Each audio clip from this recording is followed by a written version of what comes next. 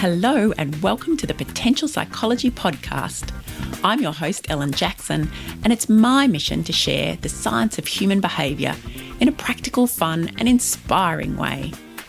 In each podcast episode, I interview an expert from the fields of psychology, well-being, leadership, parenting or high performance. I pick their brain to uncover what they know about living well, what tips do they have for you and I quiz them about how they apply their expertise in their own life. Join me as we discover simple, science-backed ways to live, learn, flourish, and fulfill your potential. Hello and welcome back to the Potential Psychology Podcast. I am your host, Ellen, and this is episode 60. And ordinarily this episode, being episode 60, would mark the end of our 10-week season. But because I like to keep changing things up a bit, this is not actually our last episode for this season. We have a special bonus episode coming up next week to tie in with an event. And I'm going to tell you more about that at the end of today's episode. So keep listening to find out what's coming up. So I mentioned that I like to keep changing things up a bit here on the podcast, and there is a very intentional reason for that. Anyone who has worked with me or attended one of my workshops, and possibly even you as a fabulous podcast listener, knows that test and learn is a little motto that I like to live by in all of our endeavours as human beings, particularly when it comes to changing behaviour or changing habits or discovering what helps us to thrive and flourish and work at our best. Rather than try to change everything all at once or change something massive, it's a much better idea to try something small. To try it, test it, pay attention to the outcome, work out whether it worked or not, and if it worked, do more of it, and if it didn't work, tweak it and then try again. So it's kind of like a process of continuous improvement. And for me, I think this motto, this belief or this practice comes maybe from the very early days of my career working in what is known as human factors psychology. So that's a field of psychology in which we explore how humans interact with the tools that we use every day.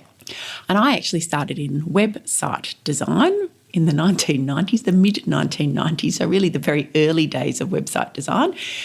And I was part of a team helping to make websites as user-friendly as possible. And a lot of the conventions that we use today in websites, like how menus are set up and where the buttons are that we click on and how we enter data into forms, we just didn't know that stuff when websites first became a thing. It was all completely new. So our designers would develop a website and the psychologists would step users through it and observe how they interacted with it and what worked and what didn't and where they got lost or confused and what they were able to pick up quickly. And we'd feed all of that information back into the design and the development process, and then that would start again. So it was this process of refinement. And that's really very much what I encourage when I'm working with individuals or leaders or groups and they're trying something new. Don't launch into a massive wholesale change because you're setting yourself up for likely failure. You don't know enough about what works and what doesn't work. Break it down instead into small steps and test it and learn from it and then take the next step. So why am I telling you all of this today? Well, my guests on the podcast today are really the living embodiment of testing and learning, particularly when it comes to life admin. So everything from getting your mobile phone plan and contracts sorted out to planning family holidays or filing your tax return. And their mission is to save time, money, and achieve a little more peace of mind and household harmony. And everything that they've learned and the strategies that they recommend come from testing and learning these things themselves, underpinned by a bit of psychology, behavioural economics, and decision science. So let's listen in. My guests today are Northrop and Dinah Rowe-Roberts. They are the co-hosts, and Mia is also the producer of the Life Admin Life Hacks podcast. So we're podcasters talking to fellow podcasters today, which is exciting. And the Life Admin Life Hacks podcast is a podcast that gives you back time, money, and household harmony. And what does a Life Admin Hacks podcast have to do with well-being and thriving and flourishing? Well, that's exactly what we're going to talk about. Let's find out. Welcome to Mia and Donna. Thank you, Ellen. It's a pleasure to be here. Yeah, great to be here. It's lovely to have you both here. We have just discovered that we have a mutual connection in that we all went to the same high school, which we did not know until just recently.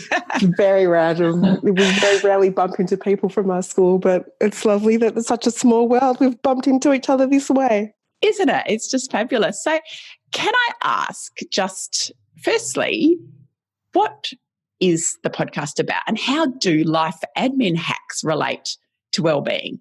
I think life admin life hacks bring back a sense of control and peace of mind in an area of life that often feels very overwhelming. And I'm sure a lot of listeners can relate to a situation where they have endless to-do lists of life admin tasks. There's bills to pay and birthday parties to organise and or to buy gifts for. You've got forms to fill out for kids' excursions, and your mobile phone plan might be out of contract and you're thinking, oh, I really should compare my private health insurance because those premiums seem too high. You might have folders of paperwork piling up on a desk somewhere on the kitchen table. And all these unattended tasks impact wellbeing in a few ways. First, if you're trying to remember all these tasks in your head rather than writing them down in a to-do list or scheduling them, it can really contribute to feelings of stress and anxiety because you've got this extra cognitive load, this brain chatter that's always saying, don't forget this and really you should get onto that. It's always humming in the background while you're trying to concentrate or be present in what you're doing or sleep. And when you're feeling like this life admin feels out of control, then you feel out of control. Another dimension might be that if you've got lots of clutter around the home, you've got stacks of papers, or there's bags of kids' outgrown clothes in cupboards or toys no longer played with. I know that we've, for a long time, had stuff that needed to get to the op shop that was just in the back of the car or in the cupboard, and I'd see it, and I just get this feeling of heaviness, like this feeling of just drowning in the stuff, the physical stuff. And that saying, outer order, inner calm, might ring true if you feel yourself burdened by some of the physical stuff that you have to deal with. I think you're describing my life. I know. This is why I was listening to your podcast, and a couple of the episodes we sort of touched on life admin and how it relates to wellbeing. I'm like, yes, tell me about it. And then there's the third dimension where if you're carrying a mental load in your relationship, if it's fallen to you to remember all the admin details and tasks in the household, then there really is this extra burden of work that can feel unfair. And if it's unseen work, if it feels relentless and unappreciated, it can really lead to resentment and anger in relationships. I feel like we probably all had conversations with our partners where we're thinking in the background, why is this my problem? How did I earn the role of being in charge of all this stuff? So it's critical to get all these tasks and ideas and events out of your head into tools that are better designed to store it and, importantly, allow you to share it a lot more easily. So some of these life hacks bring the tasks into the light and help you find ways to share them across your household, especially if you have older children as well who can take on some of these activities. So ideally, this will lead to a greater sense of harmony in the household and between you and your partner, and ultimately some peace of mind for yourself. I can so relate to so many of those things. So in each episode of the podcast, you address a different topic. And as I was looking through and listening to some of the episodes I was like, oh my God, doing your will. One of those things that we know people do, and apologies to anybody who thinks I'm just, nuts for not having got to that, but that's one of those things that I haven't done. You are not alone. I felt bad about for so many years. You are not alone. It was astounding. So when we came up with the topics to cover, we wanted to sort of sense check, okay, well, is our definition the same thing as other people's definition? We did some research. We read a bunch of articles. We did a survey that we distributed among our friends and network. The will came up again and again. And it's a sense of guilt. It's like, I have bought a house, I have children. And, you go through these milestones and you've got assets piling up and more responsibilities and dependencies and still haven't got to the will. And until we started this podcast, I hadn't got to mine either. So. Oh, good. You make me feel better, Dana. Thank you. It's like a failure of being an adult, isn't it? It's one of those things where you go, I'm failing grown-upness here. Yeah, and you're not alone. There were a lot of aspects of life admin where people felt like they were out of control. It wasn't just wills or powers of attorney. It was just things like, most people didn't have a certain time of the week or a day of the week where they even did these tasks. It was just crammed in wherever you could get to it. So we thought, okay, we are organised people. We have these careers where, you know, my background's in user research or user experience design and research. Dinah's background has been in finance and operations and strategy. So in our jobs, we've been tasked with optimizing systems and processes and looking for better ways of doing things. So it felt natural to turn these skills to our own lives and say, okay, there's got to be better ways. Like, we've got these very powerful phones in our pockets. We've got these computers. We've got the internet. Surely people have solved some of this stuff. Let's work out how we can systemize some of this and delegate it or automate it or share it or minimize it, because there's too much life admin. So it really is about simplifying in many ways. Yeah, I think sometimes it's also agreeing what you're not going to do and really minimising, putting some rules and structure around difficult decisions so that it makes it quicker and easier to make those decisions. I think that's such a good point. You know, there's so many things in life that we just kind of take on, we just assume we need to do because it's what you should do, it's what everybody does. It just becomes a kind of a social norm.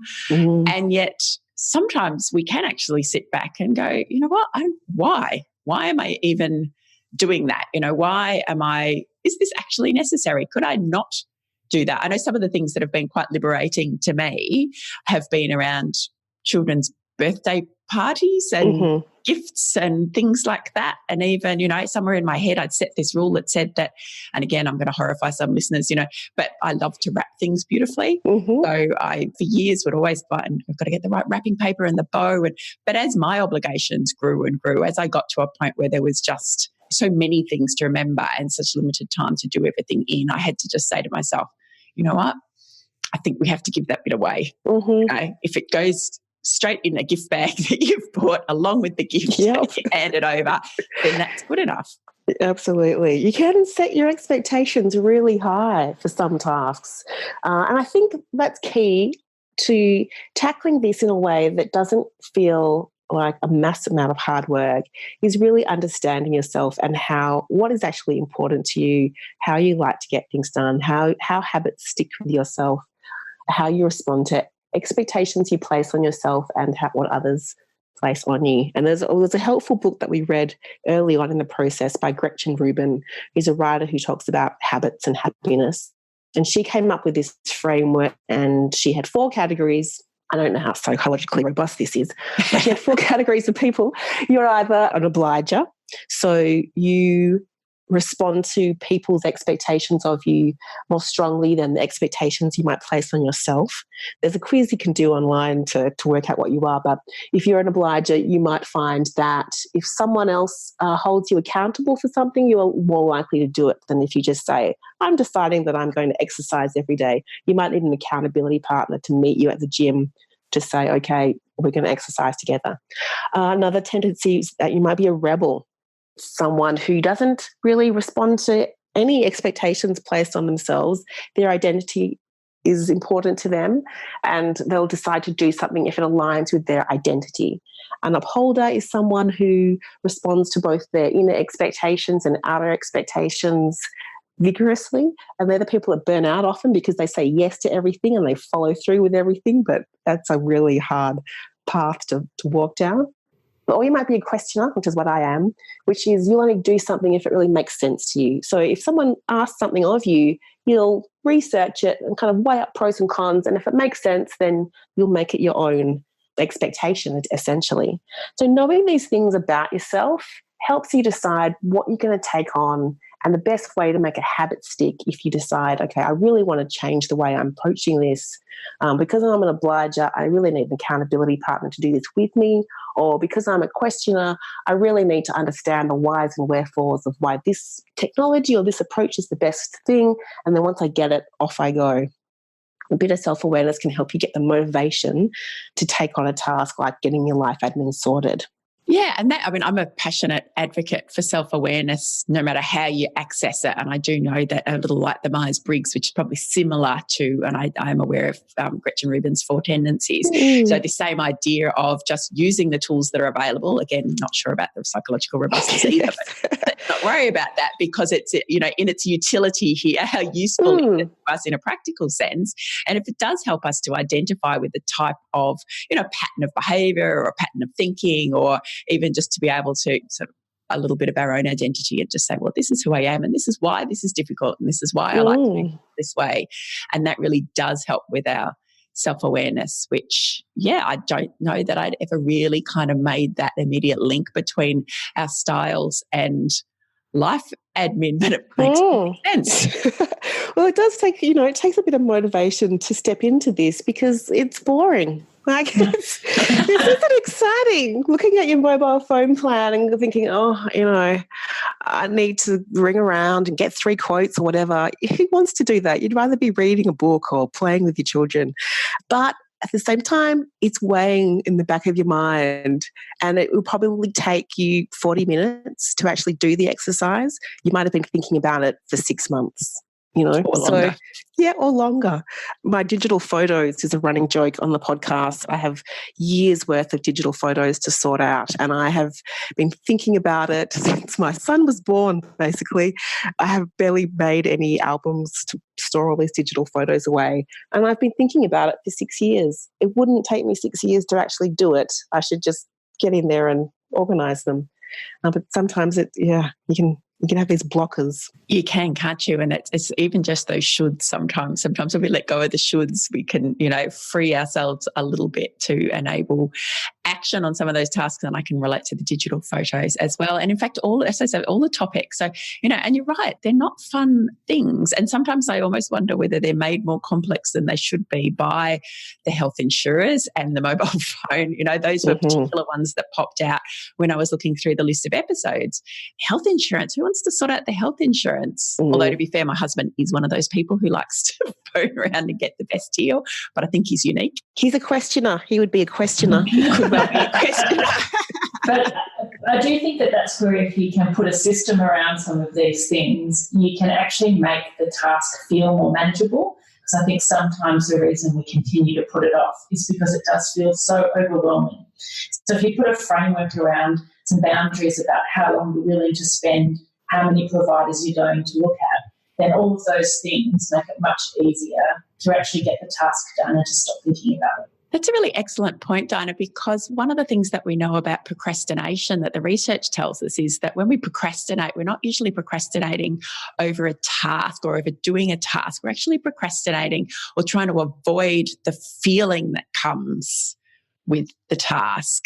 So as soon as I think about mobile phone contracts, the feelings that come up are automatically kind of, there's frustration, there is a resentment. It's like, why is this so complicated? This should not be so complicated. There's probably a little bit of boredom in there as well. This is going to be tedious, annoying, waste of my, so all of those thoughts and feelings that go through. And if we can perhaps, as you say, set up little structures that help to, even if it's just limiting our exposure to that feeling, to be able to say, okay, this is going to be really annoying, but you only have to be really annoyed for 30 minutes or 40 minutes or whatever that kind of time frame is. And I think once you do it once with a mobile phone plan, for example, you start to practice it and it starts to get easier. So then the next time when it's your house insurance, you can put some of those same rules and processes around the decision. And it makes it so much easier to start because you know that you can actually achieve it in, say, an hour. And then it will be done. And you won't have to think about it again for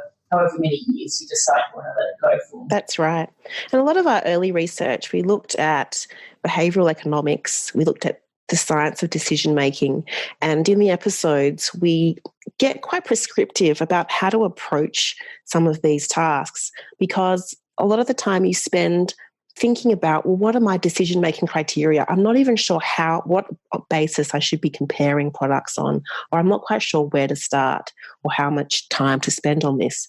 So we've actually said, okay, well, if you're looking at plans, you need to look at these 3 things. Here's a resource. Pick 3 providers, ask these 3 questions, and then make a decision and sign up that day. So we tell people what information they need to have in front of them before they pick up the phone, and the actual questions to ask so that you don't have to come up with the whole process yourself. And I think that's as Dinah said, once you've done that and you've had a 20-minute conversation with a couple of providers and you've saved yourself hundreds of dollars, I swear you'll stand up and do a fist pump, and you'll be quite excited about using that same exercise on all of the other things that are going on in your life admin life. So that beautiful use of, what we in psychology we call, certainly in positive psychology, that's celebrating successes. So using the motivation that comes, the little dopamine hits that you get when you have a win to kind of fuel your thinking and then your action around the next activity. Yeah. We wanted to identify, so are there first steps that we should take that are going to make all the other steps easier? Because it felt like, okay, there might be a foundation of tasks to get done that are going to make all the other tasks simpler. So we kind of came across these 5 pillar activities that once you've got them in place, it just makes all of the other tasks a lot more manageable. And can you talk us through the 5 pillars? Yeah, Dinah, do you want to kick off? Sure. So I think that the first pillar is really making sure that you've got a shared calendar within your family. So a single point of truth about what's happening in yours and your family members' lives. And that includes everything, including all of the recurring activities. And it means that you can share the responsibility of your activities without separate, complicated instructions for your partner or for your children. And it allows both adults in the household to easily arrange their own social life and events without having complicated consultation with each other. Yeah, this was a bit of a game changer in our household. I had a paper calendar on the wall. I had random things on my phone calendar. My husband had a separate work calendar and then his own personal calendar. And there was no one place where we could see what was happening on a day-to-day basis. And if someone needed to take the kids on an activity that they hadn't set up, then they had to, you actually had to give instructions about, okay, don't forget so-and-so's got a birthday party at this time and it's over here. With the shared calendar, all of those conversations went away. You could say, yes, I can go to the movies when someone spontaneously asks you, are you free on a certain date?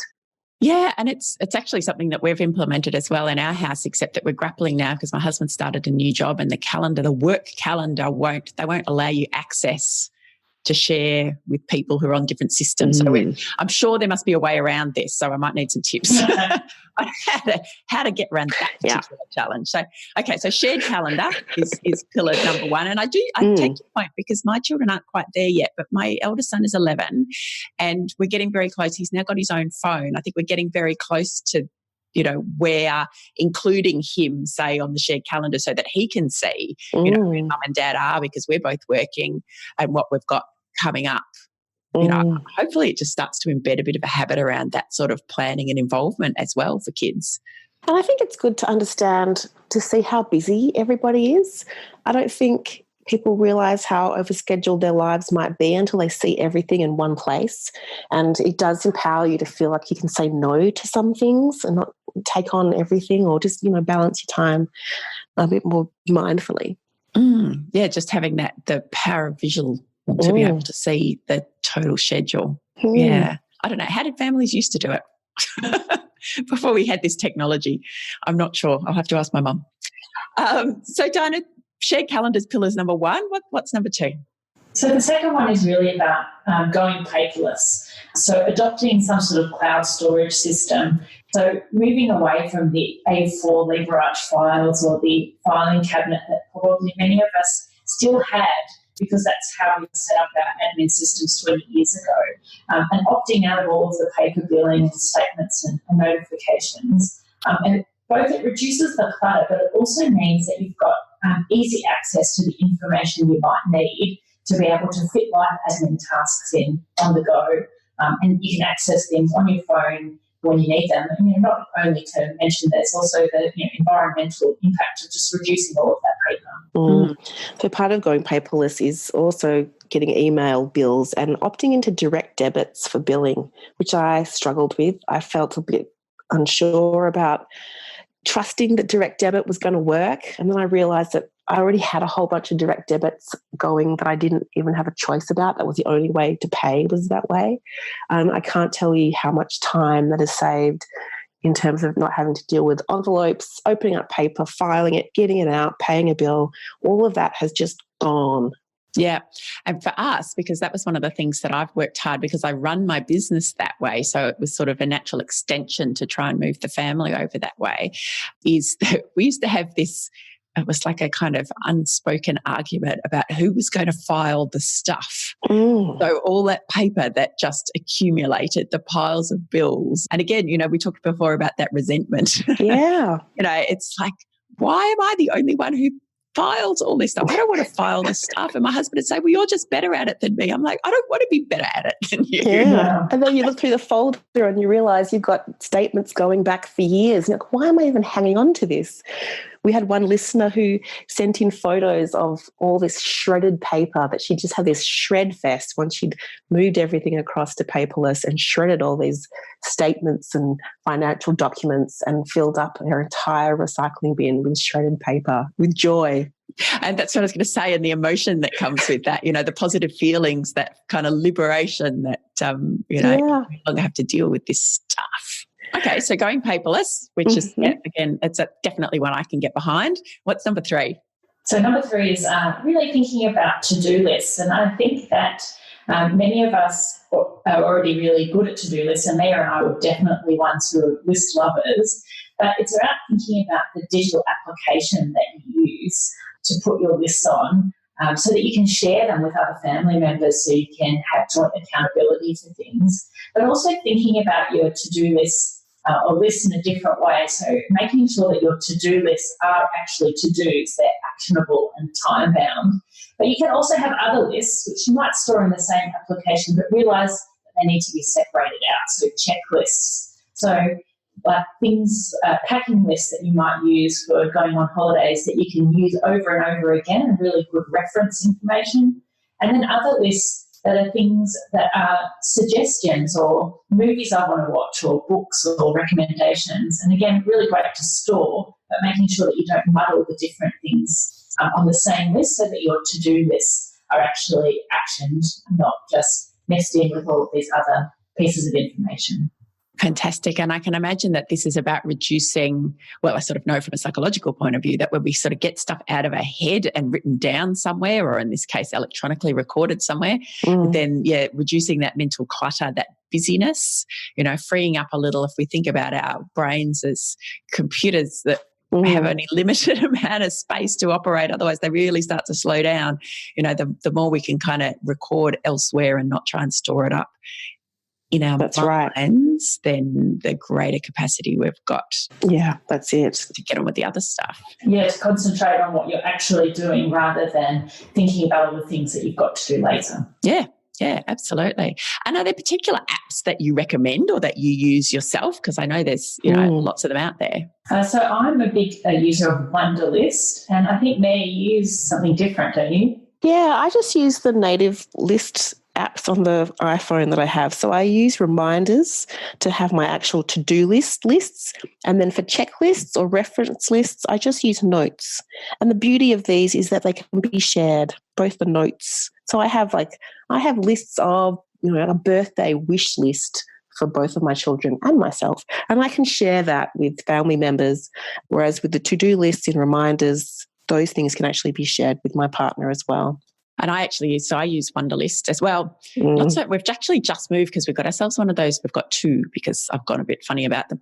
The Google Home Mini, so that I can tell my Google, I can stand in the kitchen when I think of it and say, yes, Google.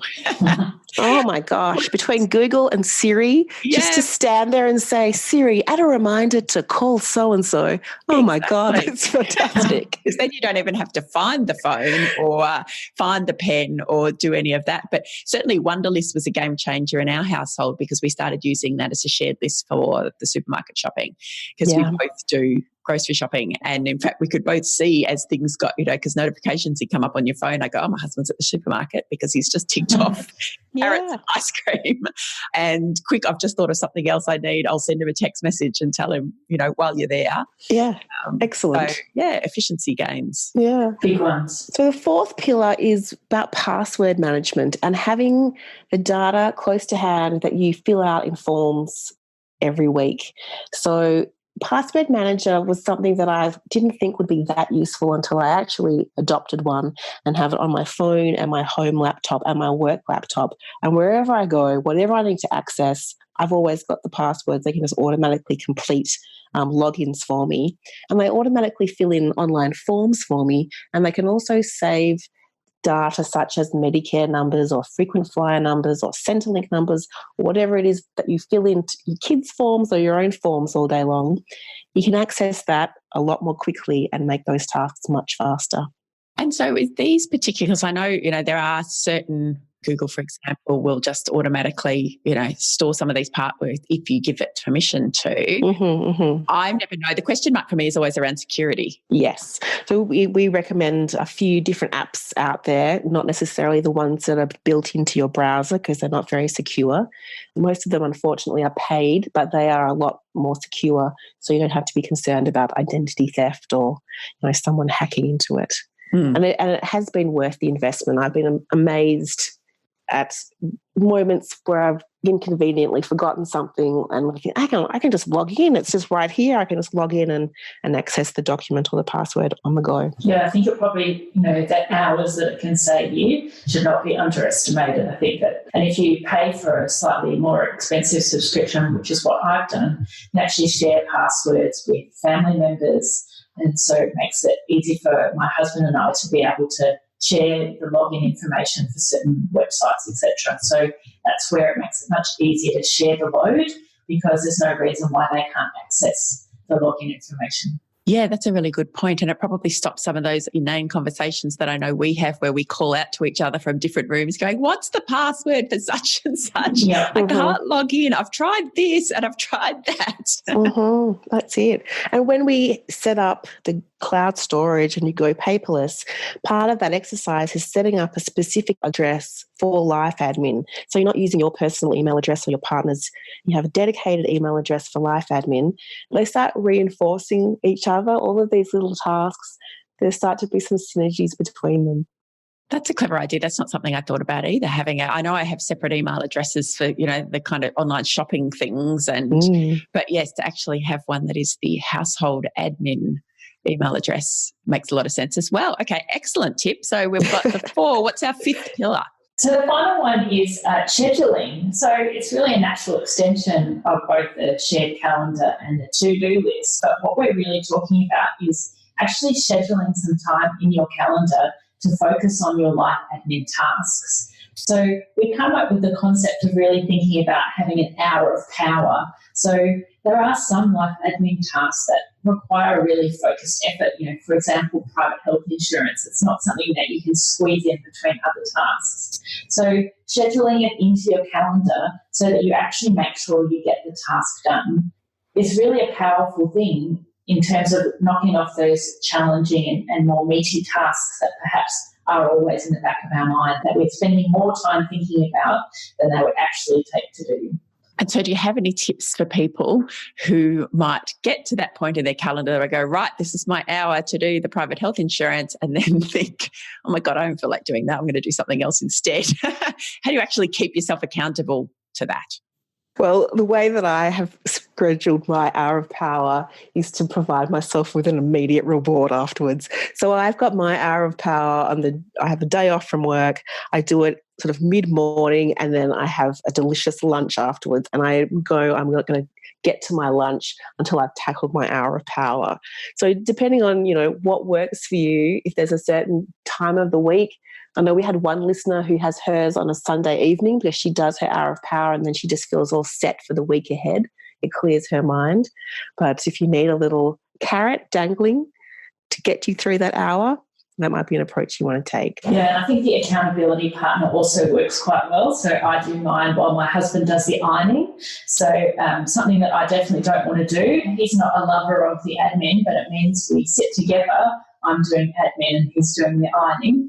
Means I can talk to him about certain decisions, but we both get those 1 hour of activities done at the same time, and it's out of the way, and then life moves on. Perfect. I like that. That's a great strategy. So yes, the accountability, and perhaps, yes, if it is with a partner, both doing something that you need to do, but neither of you might enjoy doing, and agreeing. And again, that taps into that self-awareness, doesn't it? It's kind of like, well, none of us like doing this, but you're better at doing that one. I'm better at doing this one. Let's just get it done. A part of the sort of those to-do tasks, we had those 3 categories there. There was the hour of power for those meaty things, but then we found that a lot of the life admin tasks were kind of things you could knock over in a couple of minutes. So there was this 2 minutes, too easy, just going to do it now as it arises.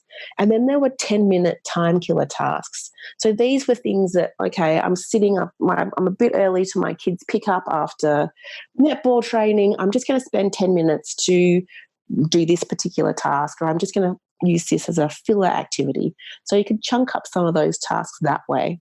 And then there were 2 other groups. There was the inspirational and fun activities that we recommend you schedule so that you can actually make time for what you want more of in your life. If it's movie nights or going mountain bike riding or gardening or, date nights, actually put them in the calendar so that they happen. And then there were inevitable tasks and activities. So these were the tasks that we know are going to arise on a regular basis. So it might be car servicing or going to the hairdresser or going to the dentist. Proactively schedule those when it's convenient for you rather than waiting for the reminder to come from a provider, so that you can actually get the good time, that you're not forced to go 9 a.m. on a Monday morning, that you can, use a curriculum day, or you can schedule it to a time that's more convenient to you. I love those organisations that actually, so I know my hairdresser does it, my dentist does it, where you actually book in your next appointment. And sometimes when it gets to busy times of year, coming up to Christmas, if you want to get your haircuts in, they'll actually book it in. Let's book the next 3 in. Yes. Because for me, it is reducing that mental load of, I'm going to have to, okay, I must do something about that. And then I'm going to make the phone call and it never quite happens. But if it's there in my diary already, as you say, at a time that I know is convenient to me, I just have to rock up, don't have to think about it. That's right. So you make time to get the important sort of distracting tasks done so you don't have to think about them. You can have feeling more control about how you're spending your time. And if it's some of those, inspirational things might be like, I want to mountain bike more, I want to read more before bed or whatever. If you put it actually in your calendar, you've got a better chance of having those new habits stick. And so habits are something that you have done a bit of reading about and a bit of learning about in all of this. What are kind of the top ideas or things that you've learned about habits that have worked for you? I think that the most important thing for me is we already talked about knowing yourself, but to make it easy to do the thing you want to do and making it hard to do the thing you don't want to do. It's probably been the thing that rings true for me. So really making sure that if we want to go paperless, making sure that I have set everything up to email so that there's no more mail coming into the mailbox. So all of those, setting yourself up for success makes the habit so much easier to follow, I guess, would be my top tip. Yeah, I agree that sort of setting up your environment to support you in that new habit so that it's harder to fail is important.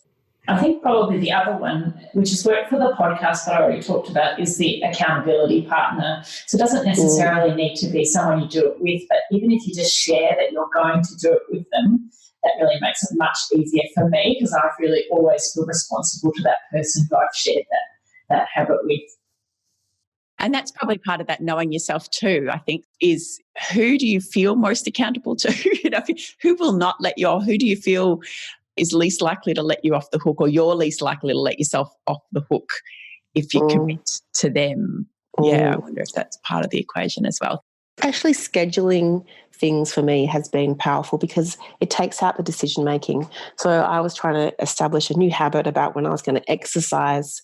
It's this constant sort of formulation of working around kids' activities and my own work commitments and which days of the week and before work or during lunchtime or after work, like when am I going to fit exercise in? And I just scheduled it for the morning every day.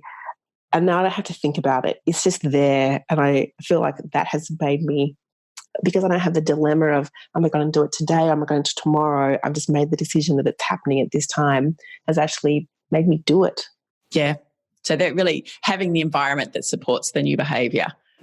So whether that's a schedule, whether it's accountability, whether it's people, whether it's getting the tools and things in place, it is, as you say, Dinah, about reducing the friction, I suppose, around making those activities happen and doing it in a way. I think oftentimes we hear about these tips and we think, oh, that's what they do and that works for them, so I should do that too. But I think I can only assume that in a lot of this is a bit of testing and learning around what works best for you as an individual. Yeah, and I think because some of the things we're talking about are habits that you need to change your family or both you and your partner. And so it's really about thinking about what works for the two of you as well. So really having that conversation and trying things out together and reflecting about whether it worked or it didn't work. Yeah, because there's a bit of negotiation required in that too. I know my husband likes to get up and exercise early. He's good at that. I'm not very good at that. Occasionally I've gone, maybe I should get up and exercise early. And I'm like, we can't both do it. It's just not, kids aren't old enough to leave them at home. Yeah. Otherwise, God knows what had happened when we came back. No one would be ready for anything. So bit of negotiation required, looking at the whole family system. That's right. And this whole thing is quite the change management exercise. You need to take the household on a journey, get your partner on board, discuss and agree on the expectations and the systems, and have that patience while everyone's adjusting to the new way of doing things. So using some of those negotiation and stakeholder management skills that you have in the workplace, in the house, is wise here. Excellent. So these are obviously, they're all topics that you talk about on the podcast, all the tips, and then incorporating those into the various themes or topics that you're talking about, whether it's your health insurance or your mobile phone or your will or anything else, decluttering. There's lots of different things that I know you talk about with guests on these particular topics. Why do a podcast? What was it about podcasting that appealed? Well, it's interesting when you talk about, accountability. When we were talking about this, we thought, side hustles take up time. We were really interested in exploring this topic, and we thought ultimately we might like to write a book about it that outlines all the life hacks and advises people about all these shortcuts and systems.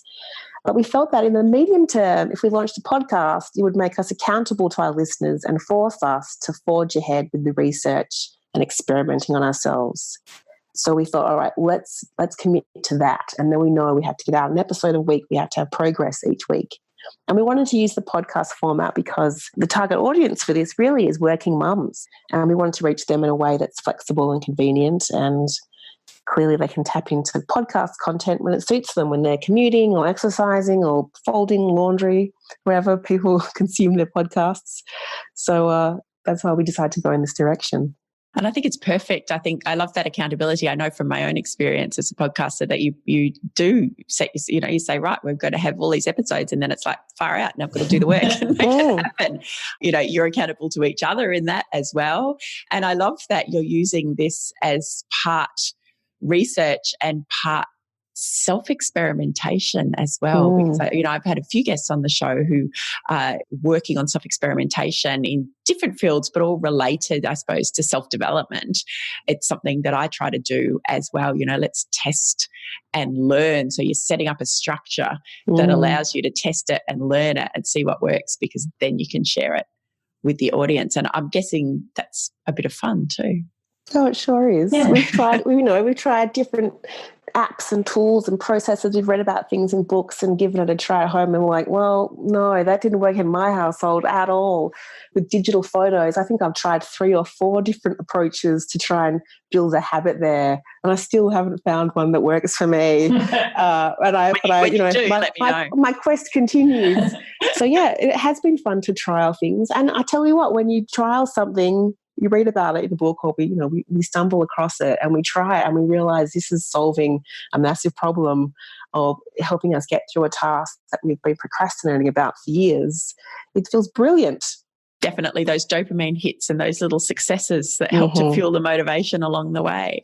You mentioned then, Mia, about books that you've read, and obviously books and learning have played a big part in doing the work, in preparing, and in your ongoing kind of development of the podcast and the themes and all of this self-experimentation. The books that you have recommended, and we'll pop the list in the show notes for our listeners, that have obviously helped you. And when I looked at that list, I thought, these are kind of books that I also hear recommended by a lot of my peers, so our fellow psychologists and others in that field. What is it that appeals to you guys about these particular books?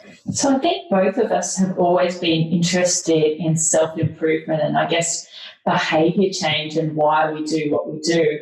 And so I think that's probably why we were so interested in applying some of that to this topic of life admin.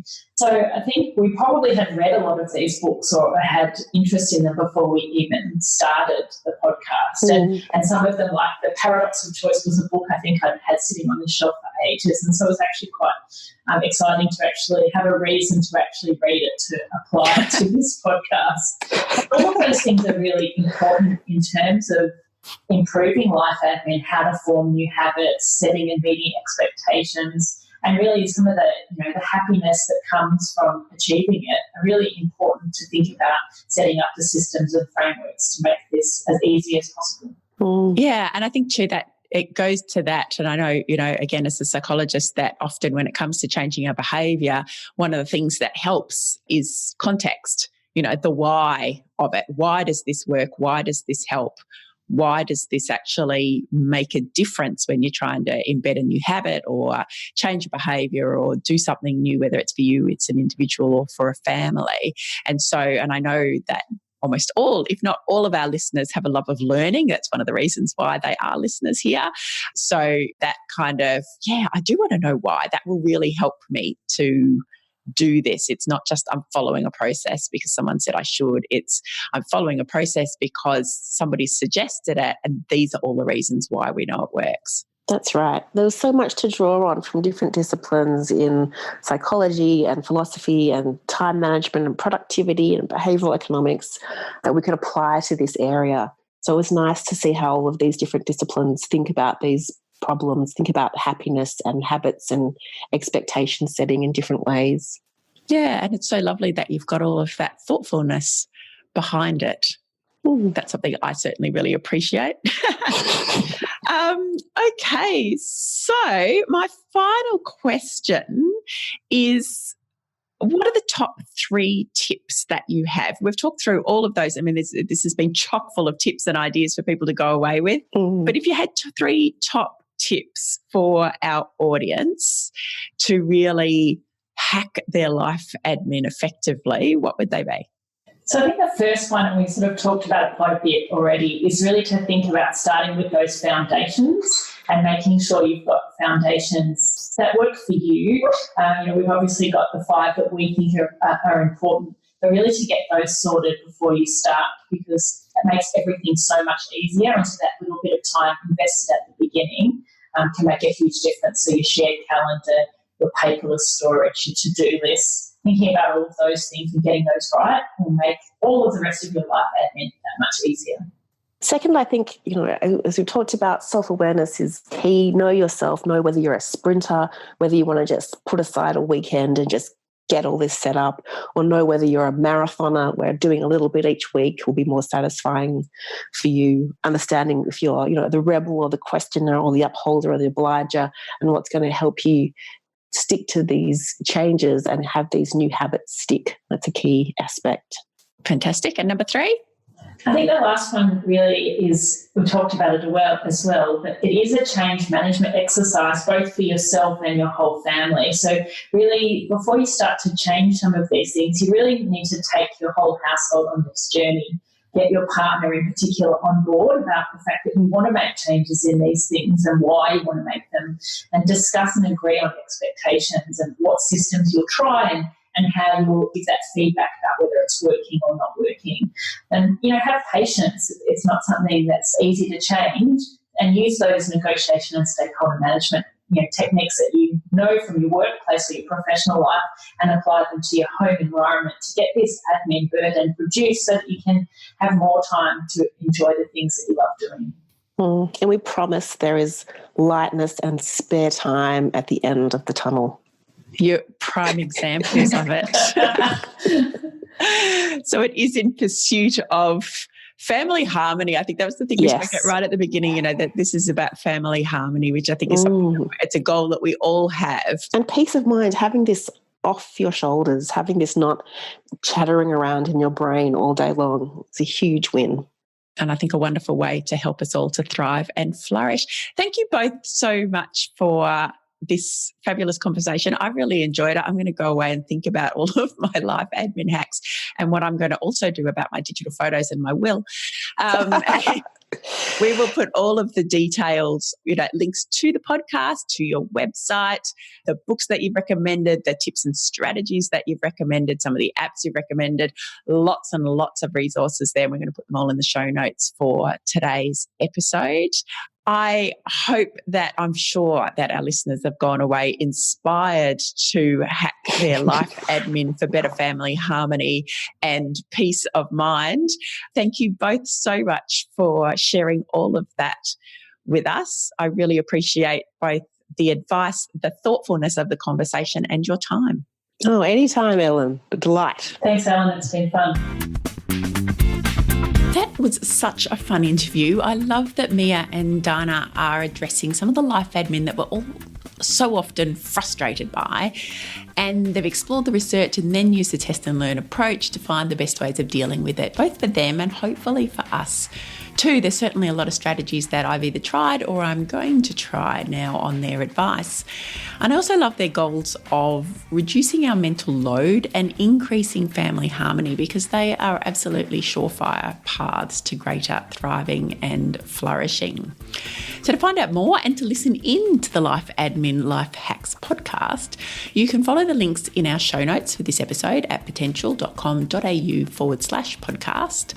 There you'll also find the resources that Mia and Dinah recommended in this episode, including a review of their 5 pillars for hacking your life admin. So the shared calendar, the paperless household, the to-do lists, the password management, and the scheduling, as well as some bonus tips they have kindly put together and shared with us. You'll find all of the links to that and where you need to go if you want to find them online or via social media. So it's all there in the episodes and show notes at potential.com.au/podcast.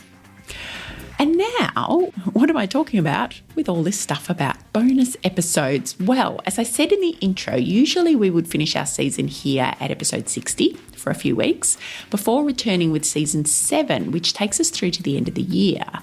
But we have a bonus episode next week. It's episode 61.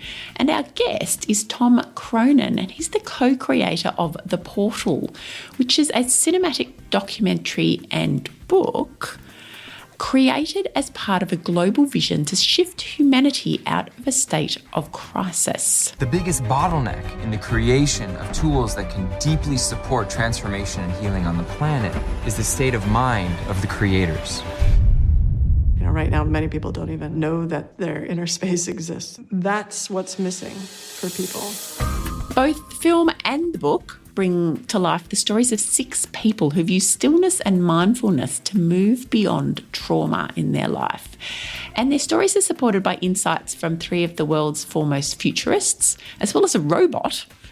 And these stories unfold in a rather beautiful audio-visual spectacle, really, that takes us on our own mindfulness journey through pain and joy and the memory fragments of life. And the experts invite us to consider some really big questions facing our society. So things like, how can we approach life in a new way?